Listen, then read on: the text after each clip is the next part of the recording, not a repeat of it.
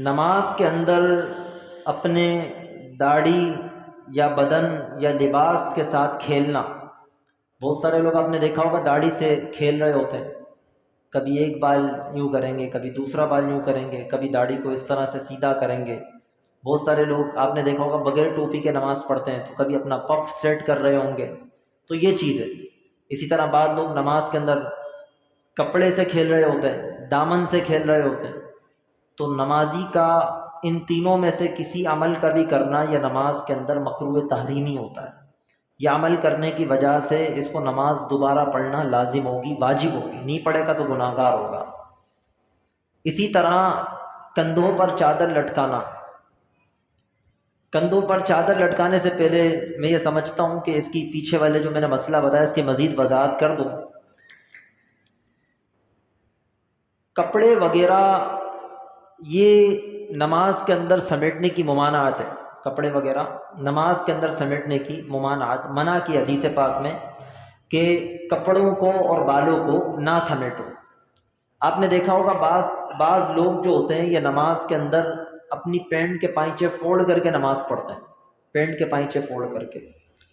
تو یاد رکھیے گا کہ پینٹ کے پائچے فولڈ نماز کے اندر نہیں کرنے چاہیے. یہ مکروہ تحریمی عمل ہوتا ہے. کون سا عمل ہوتا ہے؟ مکروہ تحریمی عمل ہوتا ہے. اب لوگوں کے ذہنوں میں یہ بات ہوتی ہے، کیونکہ بد مذہب جو لوگ ہوتے ہیں انہوں نے لوگوں کے ذہنوں میں یہ بات راسخ کی ہوئی ہوتی ہے، یہ بات ڈالی ہوئی ہوتی ہے کہ بھائی ٹخنے نظر آنے چاہیے نماز میں. کیا نظر آنے چاہیے؟ ٹخنے. مسئلہ سمجھیے گا، پورا وضاحت کے ساتھ سمجھا رہا ہوں. انہوں نے لوگوں کے ذہنوں میں یہ بات ڈالی ہوئی ہوتی ہے کہ بھائی ٹخنے نظر آنے چاہیے. ٹخنے تو سمجھتے ہیں نا، ٹخنے نظر آنے چاہیے. اب لوگوں کے ذہنوں میں یہ بات فٹ ہو گئی کہ ٹخنے نظر آنے چاہیے. تو اب وہ سوچتے ہیں ٹخنے دکھانے ہی ہے تو پینٹ اگر بڑی ہے تو موڑ لو، ٹخنے نظر آئیں گے. شلوار بڑی ہے تو نیفا موڑ لو، ٹخنے نظر آنے چاہیے. او میرے بھائی مسئلہ سمجھو. ٹخنے کا دکھانا، ٹخنے کا ظاہر کرنا یہ سنت ہے. کیا ہے؟ کیا ہے؟ سنت ہے. اور اپنے کپڑے کو نہ موڑنا یہ واجب ہے. اپنے کپڑے کو نہ موڑنا یہ کیا ہے؟ واجب ہے. اب آپ مجھے بتائیے سنت کا درجہ بڑا ہے یا واجب کا درجہ بڑا ہے؟ واجب کا درجہ بڑا ہے. سنت چھوڑنے سے، سنت غیر مؤکدہ چھوڑنے سے بندہ گناہ گار نہیں ہوتا، واجب کو چھوڑنے سے بندہ گناہ گار ہوتا ہے. تو واجب کا درجہ بڑا ہوا نا. تو اب یہ ایک سنت پر عمل کروانے کی وجہ سے واجب کو چھوڑنا، یہ سمجھ میں آنے والی بات ہے؟ نہیں آنے والی بات. تو اس وجہ سے ہم کہتے ہیں کہ ٹخنے دکھانے چاہیے. ہم بھی کہتے ہیں، مگر ٹخنے دکھانے کی وجہ سے واجب کو آپ نہیں چھوڑ سکتے. کسی کی شلوار لمبی ہے تو وہ اپنے نیفے کو فولڈ نہیں کرے گا. بھلے ٹخنے نظر نہیں آتے، شلوار کو لمبی ہے، ٹخنے چھپتے ہیں، چھپنے دے، نیفا فولڈ نہیں کریں گے. پینٹ لمبی ہے، ٹخنے دکھانے کی وجہ سے پینٹ کے پائچے فولڈ کرنا جائز نہیں ہے. بات سمجھ میں آ رہی ہے آپ کو؟ میں نے آپ کو ایک بات سمجھا دی، ایک پیمانہ بتا دیا کہ واجب کی وجہ سے، سنت کی وجہ سے واجب کو نہیں چھوڑ سکتے. پہلے واجب ہے، بعد میں سنت ہے. اس کو چاہیے تو یہ تھا کہ اپنی شلوار کو ہی ایسا سلوائے کہ جو ٹخنوں سے اوپر ہو، اپنے پینٹ کو ہی ایسا سلواتا کہ جو ٹخنوں سے اوپر ہو. بات سمجھ میں آ رہی ہے؟ اسی طرح بہت سارے لوگ، بات سمجھ میں آ رہی ہے؟ اسی طرح بہت سارے لوگ نماز کے اندر اپنی آستینیں فولڈ کرتے ہیں. آستینیں، تو آستینوں کو فولڈ کرنے کا بھی مسئلہ ذہن میں رکھیں. جلدی جلدی میں آتے ہیں وضو کر کے، یا بعض اوقات عادت ہوتی ہے آستینیں فولڈ کر کے ہی نماز پڑھتے ہیں. تو آستینوں کو فولڈ کر نماز پڑھنے میں دو صورتیں. ایک صورت میں تو نماز درست ہو جائے گی، دوسری صورت میں نماز ناجائز ہوگی، دوبارہ پڑھنی پڑے گی، مکروہ تحریم. اگر کسی شخص نے آدھی کلائی یا اس سے زیادہ اپنی آستین چڑھا دی، آدھی کلائی، یا آدھی کلائی کا مطلب یہ ہوا، یہ کوہنی ہے نا آپ کی کوہنی، یہاں سے لے کر یہ پہنچو تک، یہ ہڈی جو میں نے آپ کو نشانی بتائی تھی، یہ 100%، 50% یا اس سے زیادہ کسی نے آستین چڑھا دی تو نماز مکروہ تحریمی ہوگی، دوبارہ پڑھنی پڑے گی. اگر اس سے کم نیچے نیچے تک کسی نے چڑھائی تو پھر اس صورت میں نماز اس کی درست ہو جائے گی. بات سمجھ میں آ رہی ہے؟ کہ دونوں مسئلے آپ نے ذہن میں رکھنے. سستی کی وجہ سے اپنی آستینوں کو اوپر چڑھا کر نہیں رکھنا ہے. وضو کر کے آئے جلدی جلدی میں، چلو یار آستینیں چڑھی ہوئی ہیں جماعت مل جائے گی، تو ایسے نہیں کرنا. آپ جماعت کو پانے کے چکر میں، رکعت کو پانے کے چکر میں جو ہے وہ گناہ کا کام کر رہے ہیں، تو یہ بالکل بھی سمجھ میں نہ آنے والی بات ہے. اسی طرح بعض اوقات یہ سوال پیدا ہوتا ہے کہ ہاف آستین میں نماز پڑھنا کیسا؟ ہم نے تو آپ کو بتایا کہ آستین مڑی بھی نہیں ہونی چاہیے، فولڈ نہیں ہونی چاہیے. اب سوال یہ آتا ہے کہ ہاف آستین ہے تو نماز کیسے پڑھیں؟ تو ان کے لیے دو جواب ہے. ایک تو ایسا شخص ہوتا ہے کہ جو ہاف آستین پہننے کا عادی ہوتا ہے. اب جیسے ہم لوگ ہیں نا، ہم نہیں پہنتے ٹی شرٹ، عادت ہی نہیں ہے پہننے کی، تو ہمارے لیے مسئلہ الگ ہوگا. اور ایسا شخص جو ہاف آستین پہنتا ہے اس کے لیے مسئلہ الگ ہوگا. جو بندہ پہنتا ہی نہیں ہے اس کے لیے مفتی وقار الدین رحمۃ اللہ کی تعالی نے لکھا کہ ایسے شخص کے لیے ہاف آستین کے اندر نماز پڑھنا مکروہ تنزیہی ہے. مکروہ تنزیہی، مکروہ تنزیہی سے بندہ گناہ گار ہوتا ہے نہیں ہوتا؟ نہیں ہوتا. یہ مسئلہ آپ نے ذہن میں رکھنا ہے بھائی. پتہ چلا میں بولوں تنزیہی آپ سمجھ جائیں تحریمی، بولوں تحریمی اور سمجھ جائیں تنزیہی، دونوں میں فرق ہے. مکروہ تنزیہی سے گناہ گار نہیں ہوگا، تحریمی سے گناہ گار ہوگا. مکروہ تنزیہی ناپسندیدہ عمل ہوتا ہے اور مکروہ تحریمی یہ گناہ کی طرف لے جاتا ہے. تو اب کسی شخص نے جو ہے وہ ہاف آستین پہن کر نماز پڑھی، تو ایسا شخص جو ہاف آستین والے کپڑے نہیں پہنتا اس کے لیے مکروہ تنزیہی ہے، ناپسندیدہ ہے. اور ایسا شخص جو ہاف آستین پہنتا رہتا ہے، شادی میں بھی پہن کر چلا جاتا ہے، عام طور پر بھی پہن کر گھوم رہا ہوتا ہے، تو اس کے لیے کوئی کراہت نہیں ہے. اس کے لیے ہاف آستین والے کپڑے پہن کر نماز پڑھنا کیا ہے؟ جائز ہے، کوئی مسئلے والی بات نہیں ہے. ٹھیک ہے، یہ دونوں مسئلے الگ الگ ہیں.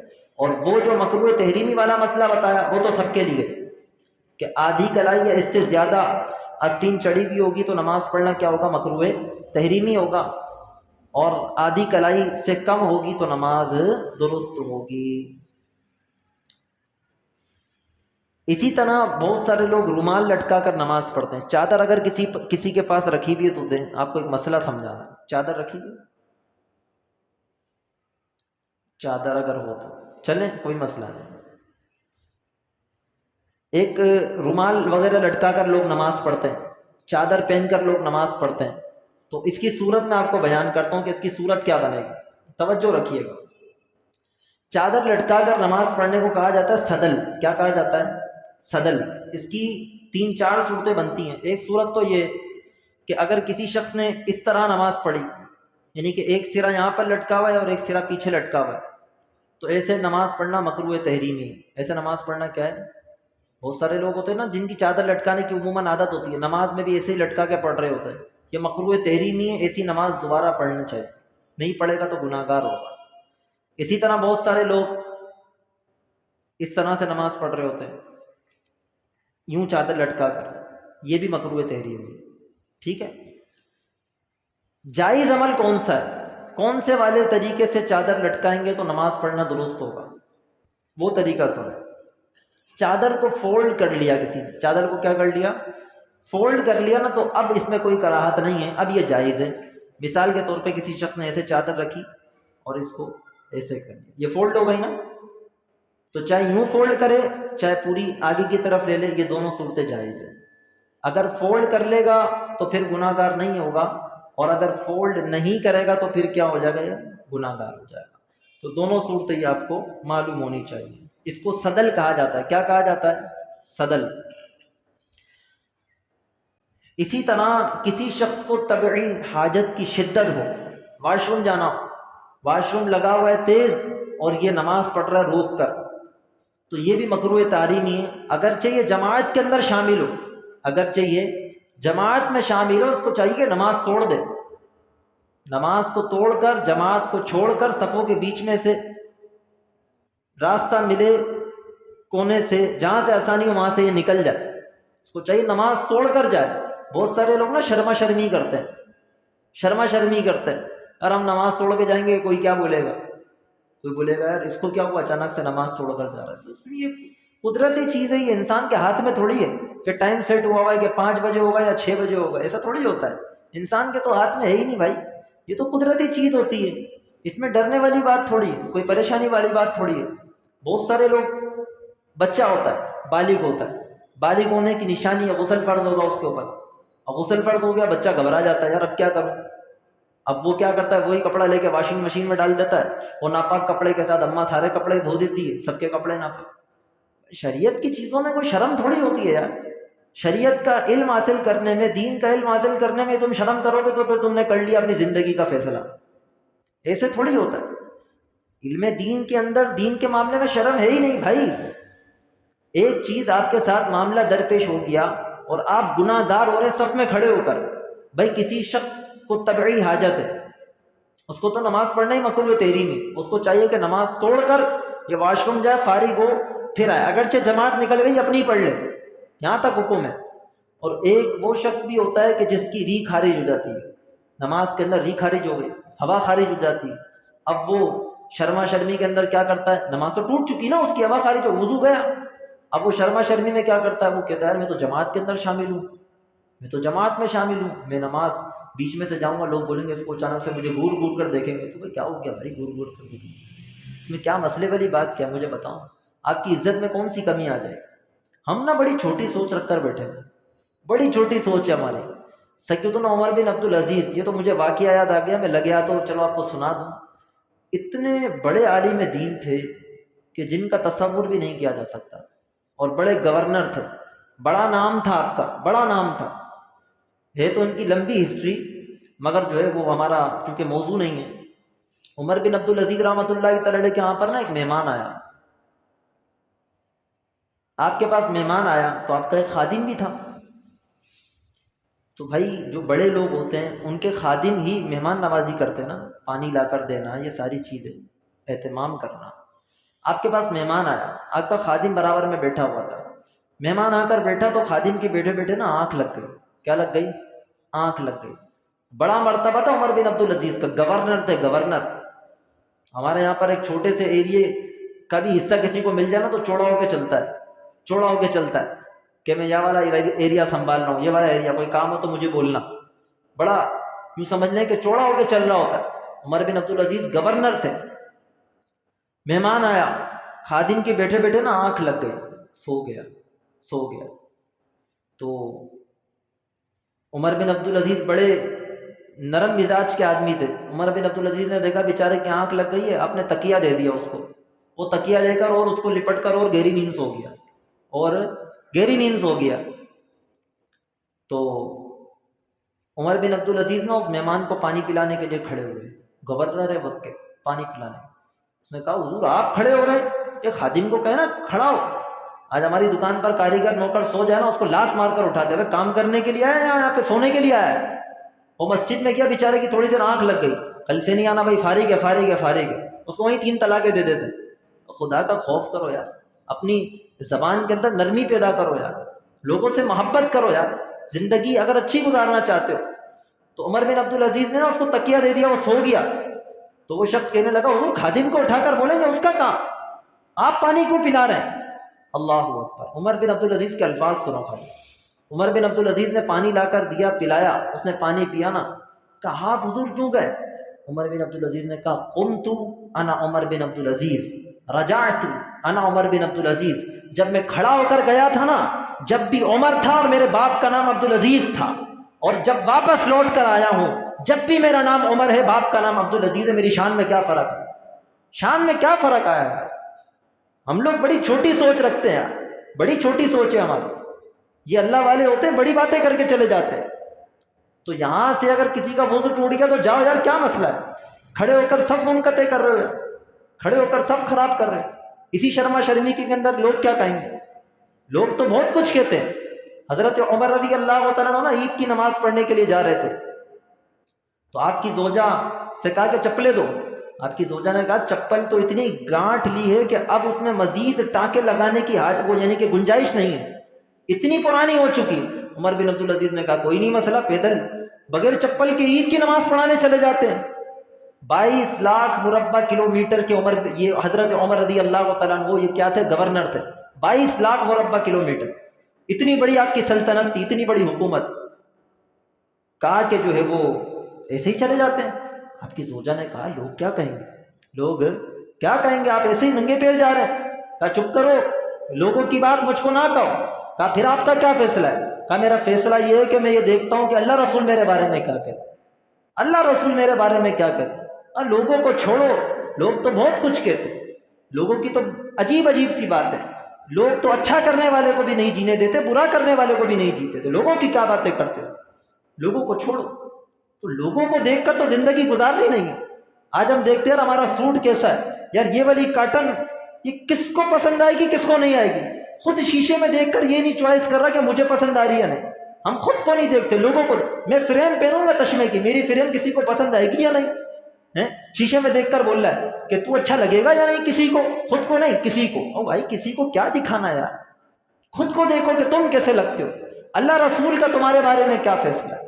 بندوں کو دیکھ کر نہیں جیا کرو یار، بندوں کو دیکھ کر نہیں۔ ہمارے بزرگوں کے پاس بڑا پیسہ تھا، بڑا مال تھا، بڑی دولت تھی، انہوں نے اپنی زندگی کو فقیری کے اندر گزار دی، اپنی زندگی کو فقیری میں گزار دی۔ امیر ہوتے ہوئے غوث پاک رضی اللہ تعالیٰ عنہ کہتے ہیں ایک رات میرے پاس 1000 دینار ہونا، صبح کو 1 روپیہ باقی نہیں رہتا، 1 دینار باقی نہیں رہتا میرے پاس۔ اللہ کا دیا بڑا تھا مگر لوگوں کو دیتے تھے۔ اقبال کہتا ہے نا، دیار عشق میں اپنا مقام پیدا کر، نیا زمانہ نئے صبح و شام پیدا کر، خدا اگر فطرت شناس عطا کرے تجھے، خدا اگر فطرت شناس عطا کرے تجھے، سکوت لالا و گل سے کلام پیدا کر۔ میرا طریق امیری نہیں فقیری ہے، میرا طریق امیری نہیں فقیری ہے۔ خودی کو نہ دیکھ بھائی، فقیری میں نام پیدا کر یار، فقیری میں نام پیدا کر، بندوں کو دیکھ کر نہ جی۔ اللہ رسول کی رحمت کی طرف تو اپنی نظر رکھ کے وہ ہمارے بارے میں کیا کہتے ہیں۔ تو خیر موضوع ہمارا نماز کا ہے، تو اگر کوئی ایسا معاملہ کسی کو ہو جائے تو اس کو چاہیے کہ وہ کیا کرے، بلا جھجک چلا جائے اور وضو کر کر پھر لوٹے۔ انگلیاں چٹکھانا، انگلیاں چٹکھانا، نماز کے اندر انگلیاں چٹکھانا یہ مکروہ تحریمی ہے۔ نماز کے اندر انگلیاں چٹکھانا کیا ہے؟ مکروہ تحریمی ہے، ناپسندیدہ عمل ہے۔ بہت سارے لوگ نماز کے اندر جاتے ہیں نا تو کھڑے کھڑے کبھی پاؤں کی یوں انگلی چٹکھا رہے ہوں گے، کبھی یوں، کبھی گھٹنے کے، ایک تو ہوتا ہے نا سجدے میں جاتے ہیں یا اٹھتے ہیں تو گھٹنے کے خود بخود جو ہے وہ چٹکھنے بولیں گے، کیا بولیں گے، یہ نکل جاتے ہیں، مگر خود سے چٹکھانا یہ منع۔ اسی طرح نارمل کنڈیشن کے اندر آپ جیسے ابھی بیٹھے ہیں تو یہاں پر انگلیاں چٹکھانے کا کیا مسئلہ درپیش آئے گا؟ کیا یہاں پر بھی مکروہ تحریمی ہوگا؟ اس کے 3 مسئلے ہیں۔ کتنے مسئلے ہیں؟ 3۔ ایک تو مسئلہ یہ ہے کہ اگر جیسے آپ نارمل کنڈیشن میں بھی بیٹھے ہیں تو اگر آپ تھکاوٹ کو دور کرنے کے لیے انگلیاں چٹکھاتے ہیں، یہ درست ہے، کوئی مذائقہ نہیں ہے، کوئی مسئلہ نہیں، بلا وجہ تھکاوٹ بھی دور نہیں کرنی، ایسے بیٹھے بیٹھے ہی چٹکھا رہے، یہ مکروہ تنزیہی ہے، ناپسندیدہ عمل ہے۔ 2 صورتیں ہو گئی۔ تیسری صورت یہ ہوتی ہے نماز کے انتظار میں انگلیاں چٹکھانا، نماز کے انتظار میں انگلیاں چٹکھانا، بیٹھے ہوئے نماز کے انتظار میں درود پاک پڑھ لو یار، انگلیاں چٹکھانے کا کس نے کہا ہے؟ تو یہ بیٹھے بیٹھے انگلیاں چٹکھانا یا مکروہ تحریمی ہے، ناپسندیدہ عمل ہے اور گناہ گار ہوگا، یہ توبہ کرے۔ اسی طرح بہت سارے لوگ پتہ کیا کرتے ہیں، نماز کے انتظار میں بیٹھیں گے نا تو جیسے یہ بیٹھے ہوئے نا، ایسے ابھی بیٹھنا جائز ہے، بیٹھے نہ بیٹھے نو پرابلم، یہ جائز ہے بیٹھنا، اس کو اختبار بولتے ہیں۔ کیا بولتے ہیں؟ اختبار۔ ایسے بیٹھنا یہ نارمل کنڈیشن میں جائز ہے اور ایسے بیٹھنا افضل ہے۔ ایسے بیٹھنا کیا ہے؟ یہ عاجزی کی علامت ہے کہ بندے کے پاس مال بڑا ہے، بہت کچھ ہے، مگر ایسے بیٹھتا ہے کہ لوگ بولیں اس کی کوئی حیثیت نہیں ہے، یہ عاجزی کی علامت ہے۔ ہمارے بزرگوں کا طریقہ ایسے بیٹھتے تھے، مگر نماز کے انتظار میں بھی ایسے بیٹھنا جائز ہے، مگر آپ کو سمجھانا یہ چاہ رہا ہوں کہ اس طرح بیٹھنا، جیسے آپ بیٹھے ہیں نا، بہت سارے لوگ اس طرح بیٹھ کر یوں بیٹھتے ہیں، ایسے انگلیاں، اس کو کہتے ہیں تشبیک۔ کیا کہتے ہیں؟ تشبیک۔ نماز کے انتظار میں تشبیک دینا یہ مکروہ تحریمی ہے۔ کیا ہے؟ مکروہ تحریمی ہے، گناہ گار ہوگا ایسا شخص جو تشبیک دیتا ہے، نماز کے انتظار میں اپنی انگلیوں کو انگلیوں کے اندر داخل کرتا ہے، اور نارمل حالت میں نماز کے انتظار میں نہیں ہے، ایسے ہی یوں تشبیک دے کر بیٹھے ہیں، یہ مکروہ تنزیہی ہے۔ نماز کے انتظار میں مکروہ تحریمی ہے اور نماز کے علاوہ عام حالت میں مکروہ تنزیہی ہے۔ تو یہ دونوں صورتیں آپ نے اپنے ذہن میں رکھنی ہیں۔ اسی طرح فرمایا کہ کمر پر ہاتھ رکھنا، نماز کے لیے گھر سے چل کر آ رہے ہیں جوانوں کی عادت کم ہوتی ہے، بڑے بوڑھے ہوتے ہیں نا ان کی زیادہ ہوتی ہے، جوان کم کرتے ہیں پھر بھی یہ یہودیوں کا طریقہ ہے، کمر پر ہاتھ رکھ کر چلنا۔ عام حالت میں کمر پر ہاتھ رکھ کر چلنا یہ ناپسندیدہ عمل ہے، اسے نہیں کرنا چاہیے۔ اور نماز کے لیے آتے ہوئے کمر پر ہاتھ رکھ کر آنا یہ مکروہ تحریمی ہے، گناہ گار ہوگا۔ عمل بڑا سادہ سا نظر آتا ہے، آپ بولو کہ اس میں کیا مسئلہ ہے، مگر مکروہ تحریمی ہے، گناہ گار ہو رہا ہے۔ اصول شریعت کا، شریعت نے اصول بنا دیا، کیونکہ یہ یہودیوں کا طریقہ ہے نا بھائی، ہم بدھ خانے میں تھوڑی جا رہے ہیں، ہم چرچ میں تھوڑی جا رہے ہیں، ہم اللہ کی بارگاہ میں حاضر ہو رہے ہیں، مسجد میں آ رہے ہیں، تو مسجد میں حاضری کے اپنے آداب ہوتے ہیں۔ تو فرمایا کہ اس انداز میں آئے کہ مسلمانوں والی حالت ہو، یہودیوں والی حالت نہیں ہونی چاہیے۔ اسی طرح نماز پڑھتے ہوئے اپنی نگاہوں کو آسمان کی طرف اٹھانا، اللہ پاک کے محبوب صلی اللہ علیہ وسلم نے فرمایا کیا حال ہے ان لوگوں کا جو نماز میں آسمان کی طرف نگاہ اٹھاتے ہیں، اس سے باز ہیں یا ان کی آنکھیں اچک لی جائیں۔ نماز کے اندر حدیث پاک میں سختی سے منع فرمائیں کہ نماز کے اندر نگاہوں کو اٹھانا آسمان کی طرف۔ بہت سارے لوگ، میں نے پچھلے اتوار کو بھی بتایا تھا، اوپر دیکھ کر نماز پڑھتے ہیں۔ یہ جج کرنا مشکل ہو جاتا ہے کہ یہ پڑھ بھی رہا ہے نماز یا نہیں پڑھ رہا، پڑھ بھی رہا یا نہیں پڑھ رہا ہے۔ ایسی حالت پر نماز نہیں پڑھیں کہ سامنے والا دیکھ کر پریشان ہو جائے کہ نماز پڑھے۔ بعض اوقات نا نماز پڑھے ہوتے ہیں، ایک مرتبہ ایک شخص نماز پڑھ رہا تھا، بیٹھا ہوا تھا، نماز نہیں پڑھ رہا تھا، ایسے بیٹھا ہوا تھا جیسے اتحیات میں بیٹھتے۔ تو جب آپ نماز کے انتظار میں بھی بیٹھے ہوئے ہوں نا، تو ایسی حالت میں بیٹھیں کہ دیکھ کر بندہ یہ نہیں سمجھے سنت ہے۔ میں بعض اوقات نماز اپنے جب محراب کی طرف جاتا ہوں نماز پڑھانے کے لیے، محراب کی طرف، اب پہلی صف میں بہت سارے لوگ نا یوں بیٹھے ہیں، یوں نیچے نظر ہے، میں سمجھتا ہوں یہ قاعدے آخری میں بیٹھے ہوئے ہوں گے۔ اب میں پریشان ہو جاتا ہوں کہ جاؤں نہیں، نکلوں یا نہیں نکلوں وہاں سے۔ تو عام جب روٹین میں بیٹھے تو بھائی ایسی حالت میں بیٹھے کہ گزرنے والا بآسانی گزر سکے۔ ایک مرتبہ میں کسی مسجد میں نماز پڑھ رہا تھا تو ایک بندہ یوں بیٹھا ہوا تھا، اب میں شچو پنج میں گزروں نہیں گزروں، وہ بندہ سمجھ گیا کہ یہ تشویش میں چل رہا ہے، وہ کہہ رہا ہے گزر جاؤ، یعنی اس کا مطلب یہ تھا کہ میں نماز میں نہیں ہوں۔ تو تم بیٹھو ہی نہیں ایسی حالت میں کہ سامنے والا پریشان ہے۔ تو ایسی حالت میں ہمیں نہیں بیٹھنا چاہیے کہ سامنے والا آزمائش میں آ جائے۔ اسی طرح نماز کے اندر نگاہوں کو اٹھانا آسمان کی طرف یہ بھی مکروہ تحریمی ہے، اور نگاہیں ادھر ادھر پھیرنا، ادھر ادھر نگاہیں پھیرنا یہ مکروہ تنزیہی ہے، ایسا بھی نہیں کرنا چاہیے۔ نبی پاک صلی اللہ علیہ وسلم نے فرمایا جو بندہ نماز میں ہے اللہ پاک کی رحمت خاصہ اس کی طرف متوجہ رہتی ہے جب تک ادھر ادھر نہ دیکھے، اگر دیکھے گا تو پھر وہ رحمت کی جو بارش ہے اس کے قطرے اس کو نصیب نہیں ہوں گے۔ فرمایا ادھر ادھر نہ دیکھے، جب اس نے اپنا منہ پھیرا تو اللہ کی رحمت بھی پھر جاتی ہے، تو اپنا منہ ادھر ادھر نہیں کرنا چاہیے۔ اسی طرح ایک مسئلہ درپیش آتا ہے نمازی کی طرف دیکھنا، نمازی کی طرف دیکھنا، نمازی کی طرف دیکھنا۔ دیکھیے اب مثال کے طور پہ یہاں پر نمازی بیٹھا ہوا ہے، ٹھیک ہے، جیسے یہ بیٹھے ہیں، تو اب میں یہاں پر بیٹھ کر درس و بیان نہیں کر سکتا، میرے لیے ناجائز ہے کرنا۔ نمازی کے چہرے کی طرف چہرہ ہو گیا نا، یہ مکروہ تحریمی ہے، گناہ کا کام ہے۔ ہم درس و بیان بھی کرتے ہیں تو درس و بیان میں بھی یہی اصول ہوگا کہ آپ جس جگہ پر بیٹھے ہوئے ہیں پوری سیٹ تک کوئی بھی شخص نماز پڑھتا ہوا نہیں ہونا چاہیے، کوئی بھی شخص نماز پڑھتا ہوا نہیں ہونا چاہیے۔ وہ نماز پڑھ رہا ہوگا تو آپ کے لیے جائز نہیں اس کے منہ کے سامنے بیٹھ کر درس و بیان کرو، آپ تھوڑا سا ہٹ جاؤ، پیچھے ہو جاؤ کہ اس کے منہ سے آپ کا منہ بالکل سیدھ میں نہ آئے۔ اس بات کا خیال رکھنا بہت زیادہ ضروری ہوتا ہے۔ اور مثال کے طور پہ آپ بیٹھے ہوئے تھے، قرآن پڑھ لیتے، درس و بیان کر رہے تھے، تو سامنے بندہ آ کر خود ہی نماز پڑھنے لگ گیا، تو آئیے پڑھنے والا گناہ گار ہے، یہ پڑھنے والا گناہ گار ہے، مگر یہ کرسی پر بیٹھے ہوئے بندے کو چاہیے کہ یہ تھوڑا آگے پیچھے ہو جائے تاکہ اس کے چہرے کے سامنے چہرہ نہ آئے۔ اسی طرح قراءت رکوع میں پہنچ کر ختم کرنا، من الجنۃ والناس، پہنچتے پہنچتے یوں ختم کر رہا ہے، تو یہ فرمایا یہ بھی مکروہ تحریمی ہے۔ امام سے پہلے مقتدی کا رکوع کے اندر چلے جانا، امام سے پہلے مقتدی کا رکوع میں، مقتدی کی نا بہت ساری چیزوں میں ایک چیز فطرت بنی ہوئی ہوتی ہے بعض مقتدیوں کی۔ اب بعض ائمہ حضرات کی نا یہ روٹین ہوتی ہے کہ وہ جب قوما میں آتے ہیں نا سمع اللہ لمن حمیدہ، تو وہ تھوڑی تسبیح لمبی پڑھتے ہیں، اللہم ربنا ولک الحمد، لمبا ہو گیا نا یہ، اور مقتدی نے پڑھا ربنا لک الحمد۔ اب اس کو مقتدی کو ہوتا ہے جلدی سے امام صاحب سجدے میں چلے جائیں، وہ اپنے ہاتھوں کو یوں یوں یوں کر رہا ہوتا ہے، وہ جلدی سے امام صاحب سجدے میں چلے جائیں. بھائی صبر کر جائے یار، صبر تو کر جائے، چلے جائیں گے امام صاحب سجدے میں، اسے صبر ہی نہیں ہے، وہ یوں آگے کی طرف بڑھنے کی کوشش کر رہا ہے. صبر کرنا چاہیے، جب تک امام اللہ اکبر نہ کہے آپ بھی صبر کریں. امام چلے جائے تو پھر آپ اس کے ساتھ ساتھ چلے جائیں، جلد بازی تو کرنی بھی نہیں ہے اس کے اندر. اسی طرح فرمایا کہ حدیث پاک کے اندر نبی پاک صلی اللہ علیہ وسلم نے فرمایا کہ جو شخص امام سے پہلے سر اٹھاتا ہے، جو شخص امام سے پہلے سر اٹھاتا ہے، اس بات سے نہیں ڈرتا کہ اللہ تعالیٰ اس کا سر گدھے کے جیسا کر دے، اللہ اس کا سر گدھے کے جیسا کر دے. حضرت سیدنا امام نووی رحمت اللہ کی تعالیٰ بڑے امام تھے، بڑے امام، حدیث کے بہت بڑے امام تھے آپ.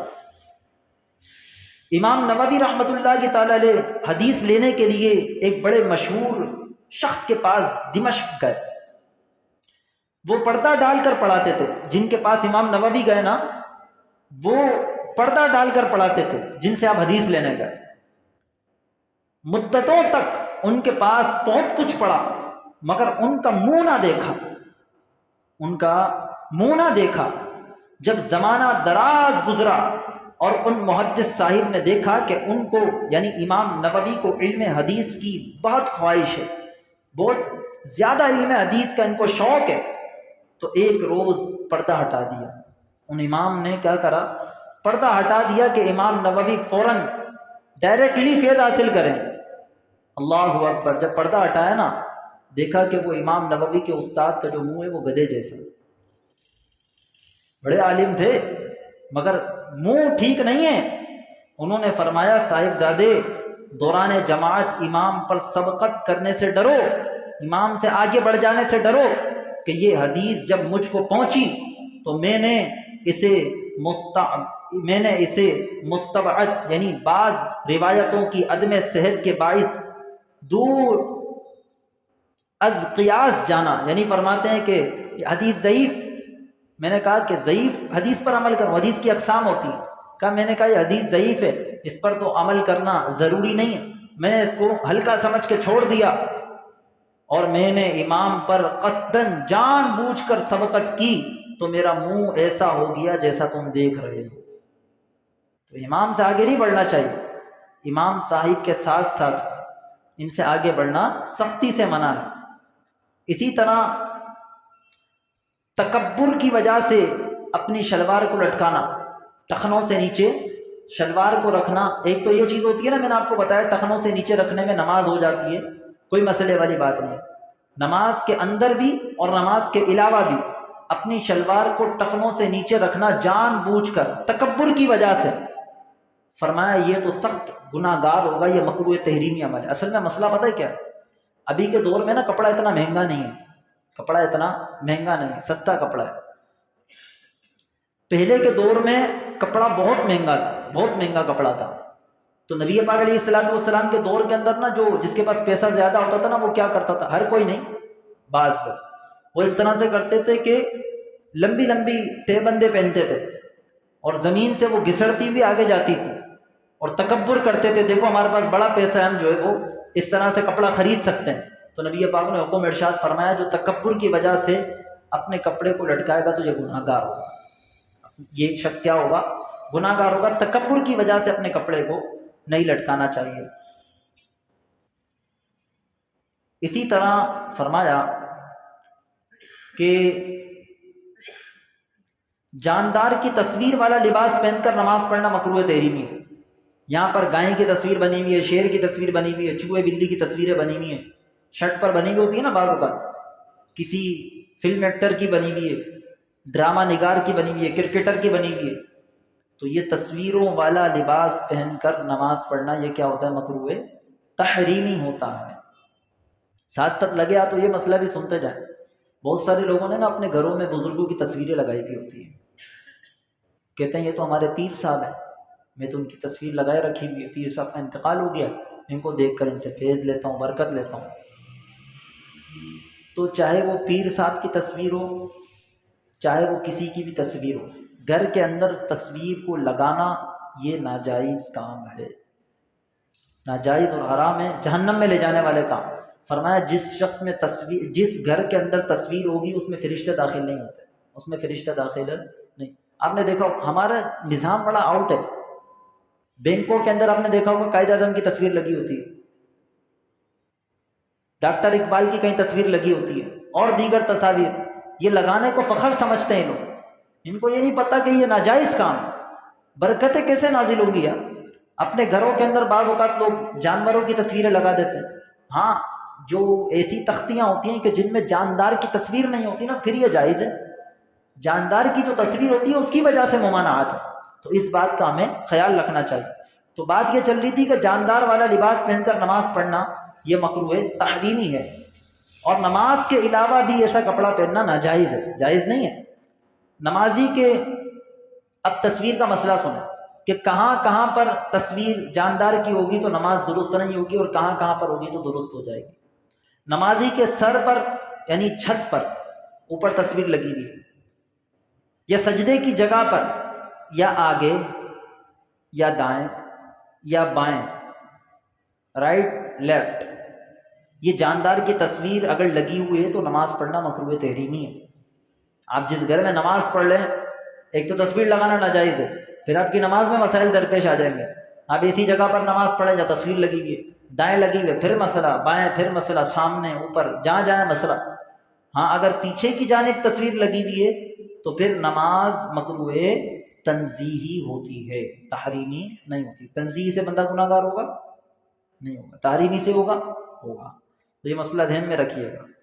اگر تصویر غیر جاندار کی ہے جیسے دریا پہاڑ وغیرہ کی تو اس میں مسئلے والی بات نہیں۔ اسی طرح اتنی چھوٹی تصویر ہے کہ جسے زمین پر رکھ کر کھڑے ہو کر دیکھے تو اعضاء کی تفصیل نہ دکھائی دے، چھوٹی سی ہوتی ہے، جاندار کی ہے مگر بہت چھوٹی ہے، اس میں بھی مسئلے والی بات نہیں ہے۔ تو سامعین، ویڈیو اچھی لگے تو لائک کریں، کمنٹ کریں، اور ثواب کی نیت سے اپنے دوست احباب کو ضرور شیئر کریں۔ نئے آنے والے دوست اگر اب تک ہمارے چینل کو سبسکرائب نہیں کیا تو چینل کو سبسکرائب کریں اور بیل آئیکن کو لازمی دبائیں تاکہ نئے آنے والی انفارمیٹو ویڈیو آپ کو بر وقت موصول ہوتا رہے۔ ہمارے ساتھ بنے رہیے۔ جزاک اللہ۔ السلام علیکم ورحمۃ اللہ وبرکاتہ۔